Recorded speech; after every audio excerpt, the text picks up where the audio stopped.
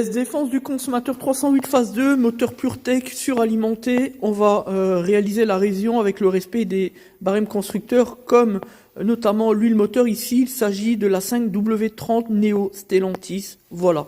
Bien sûr, on s'applique au respect de la préconisation encore plus que d'habitude, même si on le fait systématiquement s'agissant du moteur PureTech avec tout ce que l'on sait de celui-ci, qui est au cœur d'ailleurs de tous les débats actuellement. Bref. Alors, pourquoi on parle du PureTech? Je vais vous le dire. On a du mal à supporter tout ce qui se dit sur les réseaux sociaux où l'on évoque Stellantis comme si c'était le cancer grade 4. Bon, il s'agit de mesurer son propos quand même. Nous, on est proche de l'usine de Trémery, donc on sait ce qui se passe. Tout va bien, Stellantis fait parfaitement le travail. Il ne faut pas écouter toutes les conneries qu'on entend et qu'on lit sur les réseaux sociaux, notamment TikTok. Bref, peu importe. C'est toujours la même chose. On est prêt à faire du buzz, faire n'importe quoi, vendre sa grand-mère pour 2 €, juste pour marquer les esprits. Bon, peu importe.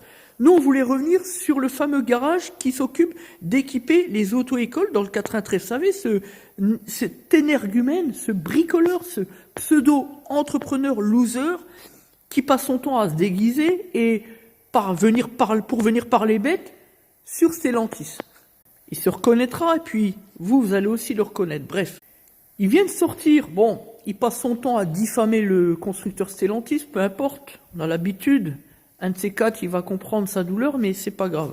Nous, on sait que ça va bientôt venir, mais peu importe. Le pire, c'est que c'est un petit rigolo qui n'a aucun poids dans la balance. Il va se faire déglinguer, il se rend même pas compte ce qu'il attend, mais peu importe. Mais là, il vient de sortir 2 vidéos consécutivement, hier ou avant-hier, peu importe, en osant prétendre que les concessionnaires, donc Peugeot, Citroën, de la marque Stellantis, du groupe, ne souhaitaient plus du tout réaliser de révision sur les PureTech DV5. Franchement, première nouvelle.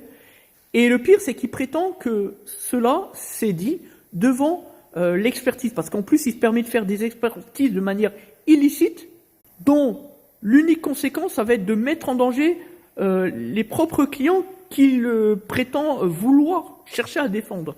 Je n'en dis pas plus, mais bon, avec son niveau intellectuel au zéro absolu, bref. Donc, il vient dire que non seulement les concessionnaires ne veulent plus faire de vidange, mais pire encore, que leur assureur, Generali, c'est le même que le nôtre, ça tombe bien, leur aurait intimé de ne plus faire de révision. C'est juste de la mythomanie, de la calomnie à un niveau sans précédent. Nous, on le sait, parce que juridiquement, ça ne peut pas s'expliquer. L'assureur ne peut pas intervenir dans ce débat-là.